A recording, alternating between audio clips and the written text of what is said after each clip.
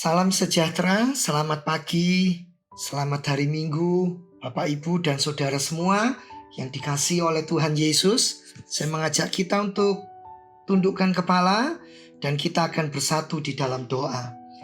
Ya Tuhan, kemurahan-Mu sungguh lebih dari hidup. Hidup kami setiap hari dipimpin, disertai oleh Tuhan. Kami mengucap syukur buat segala hal yang terbaik yang Tuhan telah berikan dan nyatakan dalam kehidupan kami. Roh Kudus menolong kami agar setiap hari kami diubahkan menjadi seperti Kristus, melakukan kebenaran firman Tuhan, dan didapati taat, setia, sampai akhirnya. Biarlah pagi hari ini kami hendak merenungkan firman-Mu. Pengurapan Tuhan ada pada hamba-Mu, pada kami semua yang hendak merenungkan isi hati Tuhan. Tuhan menolong kami supaya kami benar-benar melakukannya, dimampukan, diberi kekuatan untuk mengerjakannya. Terpujilah Tuhan, di dalam nama Tuhan Yesus kami berdoa. Amin. Saya akan melanjutkan apa yang sudah saya sampaikan minggu yang lalu. Tetaplah berharap, jangan menangis. Dalam Injil Lukas pasalnya yang ke-7 ayat 11 sampai dengan 17. Saya akan membacakan dengan cepat. Kemudian Yesus pergi ke suatu kota yang bernama Nain. Murid-muridnya pergi bersama-sama dengan dia, dan juga orang banyak menyertainya berbondong-bondong. Setelah ia dekat pintu gerbang kota, ada orang mati diusung keluar, anak laki-laki, anak tunggal ibunya yang sudah janda. Dan banyak orang dari kota itu menyertai janda itu. Dan ketika Tuhan melihat janda itu, tergeraklah hatinya oleh belas kasihan. Lalu ia berkata kepadanya, "Jangan menangis." Sambil menghampiri usungan itu, ia menyentuhnya. Dan sedang para pengusung berhenti, ia berkata, "Hai anak muda, aku berkata kepadamu, bangkitlah." Maka bangunlah orang itu dan duduk dan mulai berkata-kata, dan Yesus menyerahkannya kepada ibunya.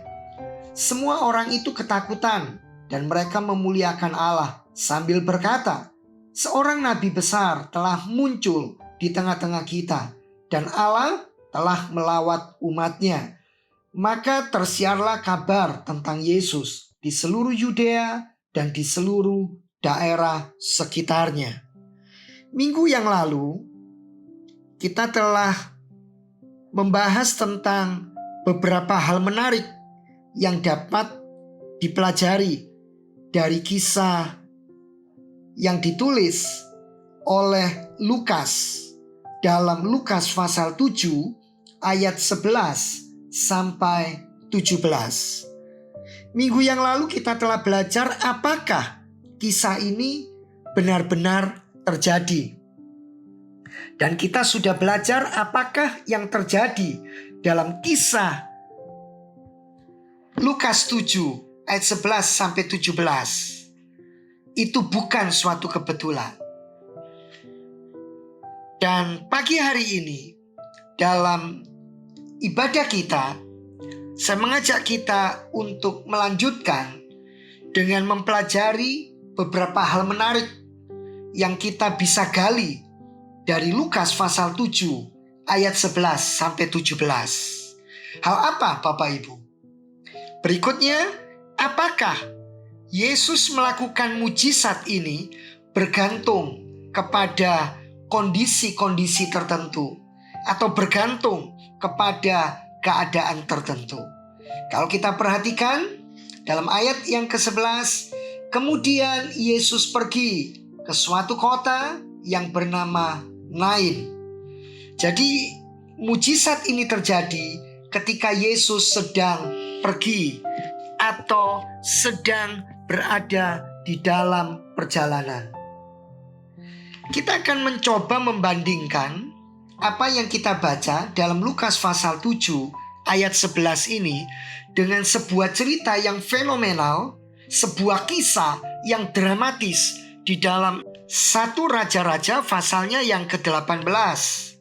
Saya percaya sidang jemaat mengenal cerita tentang Elia dan nabi-nabi Baal. 1 Raja-Raja 18 ayat 25 sampai 29. Kemudian Elia berkata kepada nabi-nabi Baal itu, "Pilihlah seekor lembu dan olahlah itu dahulu, karena kamu ini banyak. Sesudah itu panggillah nama Allahmu, tetapi kamu tidak boleh menaruh api." Mereka mengambil lembu yang diberikan kepada mereka, mengolahnya dan memanggil nama Baal dari pagi sampai tengah hari. Katanya, "Ya Baal, jawablah kami." Tetapi tidak ada suara, tidak ada yang menjawab. Sementara itu mereka berjingkat-jingkat di sekeliling mezbah yang dibuat mereka itu. Pada waktu tengah hari, Elia mulai mengejek mereka. Katanya, "Panggillah lebih keras. Bukankah dia Allah? Mungkin ia merenung. Mungkin ada urusannya. Mungkin ia bepergian. Barangkali ia tidur dan belum terjaga." Maka mereka memanggil lebih keras, serta menoreh-noreh dirinya dengan pedang dan tombak, seperti kebiasaan mereka, sehingga darah bercucuran dari tubuh mereka. Sesudah lewat tengah hari, mereka kerasukan sampai waktu mempersembahkan korban petang. Tetapi tidak ada suara, tidak ada yang menjawab, tidak ada tanda perhatian. Jemaat yang dikasihi Tuhan, agaknya ada keyakinan, agaknya secara agamawi ada sebuah tradisi yang membuat mereka percaya bahwa Tuhan akan mengerjakan sesuatu pada saat-saat yang khusus dan saat-saat yang tertentu. Makanya Elia mulai berkata, "Panggil lebih keras. Mungkin Allahmu sedang pergi. Panggil lebih keras. Mungkin Allahmu sedang tidur. Panggil lebih keras, lebih kencang. Sekencang mungkin supaya dia bangun." Tapi Lukas pasal 7 ayat 11 berkata, ketika Yesus sedang pergi menuju kota lain, di pintu gerbang kota, Yesus membangkitkan pemuda Nain ini. Saudara, ketika di dalam perjalanan, Yesus melakukan mujizat. Kita coba membandingkan cerita ini dengan apa yang ditulis oleh penulis Injil Matius. Pasalnya yang ke-8 ayat 23 sampai 27. Lalu Yesus naik ke dalam perahu dan murid-muridnya pun mengikutinya. Sekonyong-konyong mengamuklah angin ribut di danau itu, sehingga perahu itu ditimbus gelombang, tetapi Yesus tidur. Maka datanglah murid-muridnya, membangunkan dia, katanya, "Tuhan, tolonglah, kita binasa." Ia berkata kepada mereka, "Mengapa kamu takut? Kamu yang kurang percaya." Lalu bangunlah Yesus, menghardik angin dan danau itu. Maka danau itu menjadi teduh sekali. Dan heranlah orang-orang itu, katanya, "Orang apakah dia ini? Sehingga angin dan danau pun taat kepadanya." Kita patut bersyukur Bapak Ibu dan saudara sidang jemaat yang saya kasih di dalam Kristus, bahwa Allah yang kita sembah, Allah yang kita layani adalah pribadi yang hidup, yang mengatasi segala dimensi waktu. Dia Allah yang kekal. Yesus tidur, lalu Yesus dibangunkan, dan saat itu Yesus dapat menghardik angin dan danau. Maka angin menjadi tenang dan teduh. Baik pada waktu bepergian ataupun sedang tidur. Dengan satu kata, Yesus siap mengalahkan. Yesus siap mengalahkan kematian, ketika sedang berpergian. Dan Yesus siap mengalahkan, menenangkan badai pada saat Yesus dibangunkan dari tidur. Allah yang kita layani, Bapak Ibu, sidang jemaat yang dikasihi Tuhan, adalah Allah yang maha tahu, adalah Allah yang maha ada. Karena itu jangan kecil, jangan kehilangan semangat hanya karena kita sudah berdoa, kita sudah berseru, kita sudah datang dalam jam-jam tertentu, dalam saat-saat tertentu yang kita yakini, yang kita percaya. Itu adalah saat, itu adalah waktu di mana kita menarik perhatian Allah. Lihatlah ayat-ayat yang sedang kita baca ini, bahwa Allah kita adalah Allah di atas segala dimensi waktu. Allah kita adalah Allah di atas segala kondisi. Dia adalah Allah di atas segala situasi.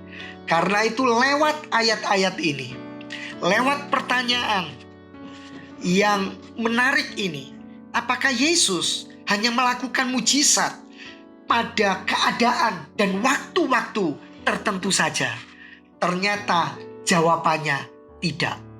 Tetapi Allah mengerjakan bagiannya sesuai dengan kedaulatannya, sesuai dengan kemahakuasaannya. Tidak ada seorang pun yang bisa mengaturnya, dan tidak ada seorang pun yang bisa mendorongnya, melarangnya, atau mengharuskannya. Pertanyaan yang berikutnya, jemaat yang dikasihi Tuhan, yang menarik dari kisah dalam Injil Lukas pasal 7 ini, ayat 11 sampai yang ke-17. Hal menarik berikutnya adalah, apakah yang mendasari Yesus membangkitkan anak ibu janda ini? Apa sih motivasinya? Apa yang melatar belakangi? Apa yang mendasari sehingga Yesus membangkitkan anak muda dari kota Nain ini? Kita bisa melihat di dalam Injil Lukas ini, dalam pasal yang ke-7, kita lihat ayat yang ke-13. Saya mengajak jemaat untuk membuka Injil Lukas. Kita perhatikan dengan baik dalam ayat yang ke-13. Dan ketika Tuhan melihat janda itu, tergeraklah hatinya oleh belas kasihan. Lalu Yesus berkata kepadanya, "Jangan menangis." Ketika Yesus melihat janda itu, dikatakan tergeraklah hatinya oleh belas kasihan. Jemaat yang dikasihi oleh Tuhan, seperti dalam kisah-kisah yang lain dalam Alkitab, mujizat Tuhan itu terjadi karena belas kasihan Tuhan yang begitu kuat. Dan belas kasihan ilahinya untuk melepaskan kita, melepaskan manusia dari penderitaan. Itu adalah motivasi, itu adalah penggerak, itu adalah pendorong yang membuat Yesus dengan belas kasihannya yang kuat, dengan belas kasihan ilahinya, melepaskan umatnya dari penderitaan, dari sakit penyakit, dari ikatan, dari belenggu dosa, dan dari duka cita. Kita melihat ayatnya di dalam Injil Matius sebagai ayat yang menunjang apa yang kita baca dalam Lukas pasal 7 ayat 13 tadi. Mari kita lihat Bapak Ibu. Matius pasal 14 ayat 14. Kita akan buka Injil Matius pasal 14 ayatnya yang ke-14. Yang dikatakan demikian. Ketika Yesus mendarat, ia melihat orang banyak yang besar jumlahnya. Maka tergeraklah hatinya oleh belas kasihan kepada mereka, dan ia menyembuhkan mereka yang sakit. Mengapa Yesus menyembuhkan mereka yang sakit? Mengapa Yesus mengadakan mujizat? Jawaban yang pasti dari Alkitab, dari firman Tuhan, karena tergeraklah hatinya oleh belas kasihan. Kepada siapa? Ayat ini berkata, kepada orang banyak. Orang banyak yang mana? Yang besar jumlahnya. Alkitab tidak sebutkan dan tidak tulis berapa jumlahnya. Tetapi kalau disebut orang yang banyak, yang besar jumlahnya, saya percaya itu berarti lebih dari 100 orang atau 200 orang. Dan saya percaya mereka semua disembuhkan oleh Tuhan. Karena belas kasihan Tuhan, karena kasih ilahinya, membuat Yesus melakukan hal-hal yang manusia tidak akan pernah sanggup untuk melakukannya. Seringkali kita berbuat baik, seringkali kita menolong, seringkali kita melakukan sesuatu karena kita punya motivasi tertentu. Karena kita mengharapkan harapan imbalan tertentu. Karena kita berpikir kalau saya melakukan ini, saya akan mendapatkan yang itu. Kalau saya mengerjakan yang ini, saya akan diperlakukan sedemikian. Tetapi Yesus sungguh-sungguh hanya karena belas kasihan yang begitu kuat. Inilah belas kasihan ilahi Kristus untuk manusia. Semua dilakukan tanpa Yesus menuntut dan meminta agar kita melakukan sesuatu sebagai imbalan untuk kasih dan perbuatan dari Yesus. Kita lihat Injil Matius 15 ayat yang ke-32. Lalu Yesus memanggil murid-muridnya dan berkata, hatiku tergerak oleh belas kasihan kepada orang banyak itu. Sudah 3 hari mereka mengikuti aku dan mereka tidak mempunyai makanan. Aku tidak mau menyuruh mereka pulang dengan lapar. Nanti mereka pingsan di jalan. Saudara, dan Lembaga Alkitab Indonesia mencatat Yesus memberi makan kepada 4.000 orang. Jadi orang yang banyak ini kurang lebih 4.000 orang. Dan saya percaya pasti lebih daripada itu. Karena seringkali wanita tidak dicatat, seringkali anak-anak juga tidak dicatat.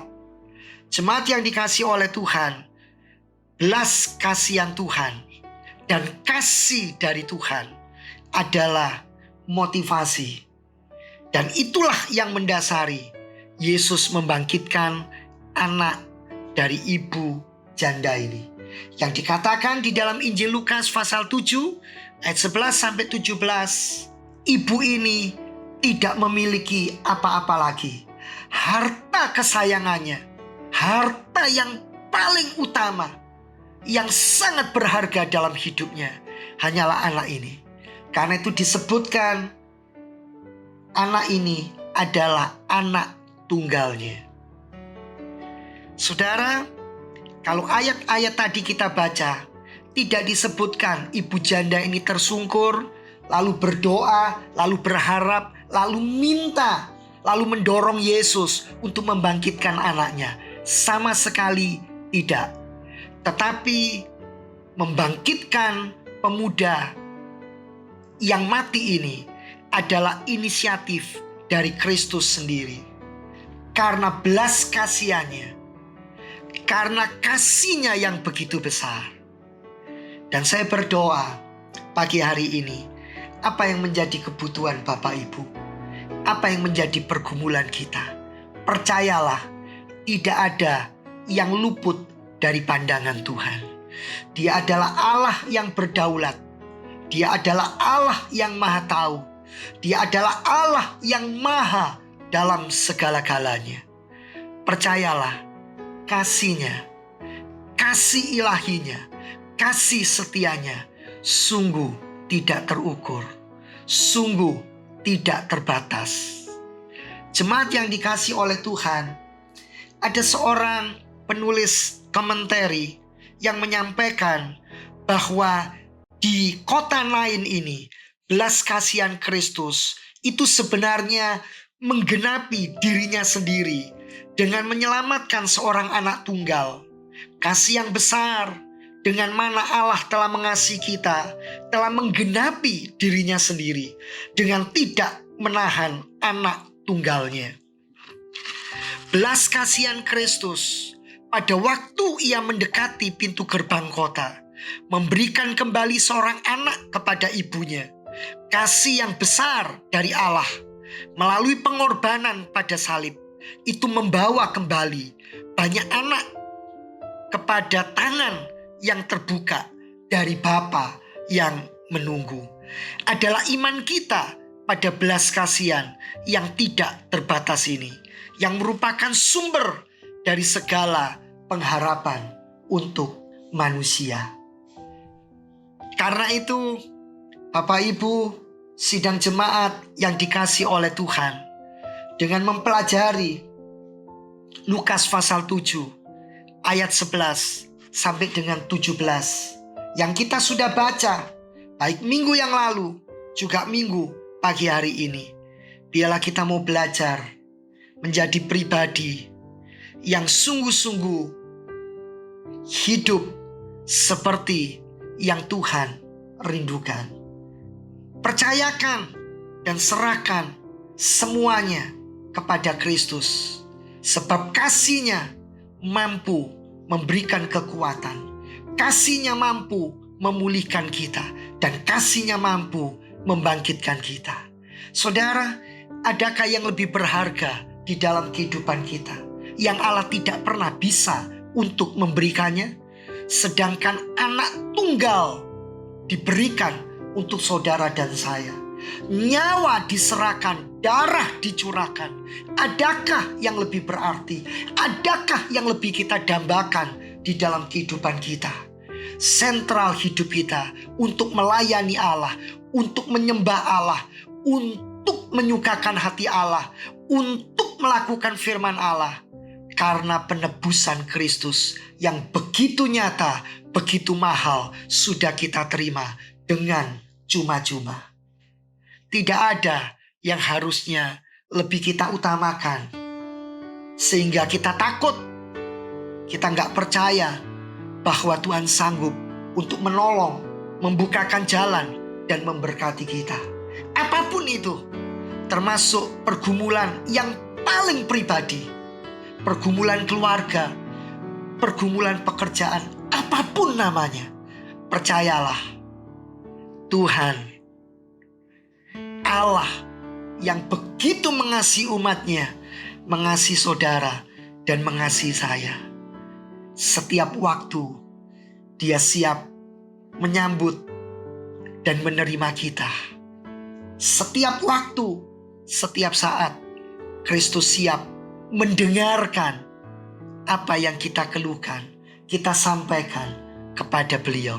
Setiap waktu, setiap saat, dimanapun. Tidak ada tempat, tidak ada waktu, tidak ada ruang yang mampu menahan, membelenggu, dan membatasi belas kasihan Tuhan. Ini yang saya bisa sampaikan.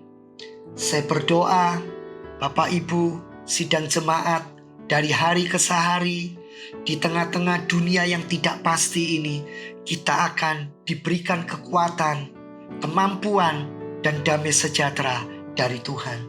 Soli Deo Gloria. Mari kita bersatu di dalam doa. Bapa di sorga, terima kasih buat kasih-Mu yang agung. Terima kasih buat Kristus yang rela mati bagi kami semuanya. Dan belas kasihan Tuhan melingkupi kami setiap waktu dan setiap saat. Damai sejahtera Tuhan yang melampaui akal dan pikiran akan membawa kami dari hari ke hari untuk selalu rindu mengasihi Tuhan, melayani Tuhan, dan menyembah Tuhan lebih dari hari-hari yang lalu. Berikan kami semua kekuatan, hikmat, dan bimbingan untuk menjalani kehidupan kami, sehingga kami selalu berkemenangan dan kami menyukakan hati Tuhan.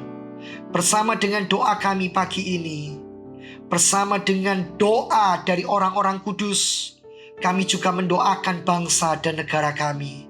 Kami juga mendoakan Bapak Presiden dan Wakilnya, TNI, Polri, semua pejabat tinggi dan tertinggi negara. Kepada beliau diberikan hikmat, hati yang takut akan Tuhan untuk memimpin dan membawa negeri kami yang tercinta ini untuk menjadi negeri yang sungguh-sungguh mengasihi dan menghormati Tuhan. Biarlah kedamaian, keamanan, ketentraman ada di negeri kami ini. Terima kasih Tuhan. Kami juga mendoakan hamba-hamba Tuhan. Kami juga mendoakan gereja-gereja Tuhan, bahkan di seluruh belahan dunia ini dan di seluruh Indonesia. Semua dipenuhi kemuliaan Tuhan. Terima kasih Bapa di sorga buat kasih-Mu, buat kasih ilahi, buat belas kasihan Tuhan. Kami sungguh mengucap syukur atas semuanya. Sidang jemaat yang dikasihi oleh Tuhan, terimalah berkat dari Allah Bapa, cinta kasih kemurahan Tuhan Yesus di dalam persekutuan Allah Roh Kudus, sekarang bahkan sampai selama-lamanya. Hidupmu dipulihkan, hidupmu diberkati, supaya kita semua menjadi berkat. Dalam nama Tuhan Yesus Kristus. Puji Tuhan. Amin. Tuhan Yesus memberkati kita semuanya.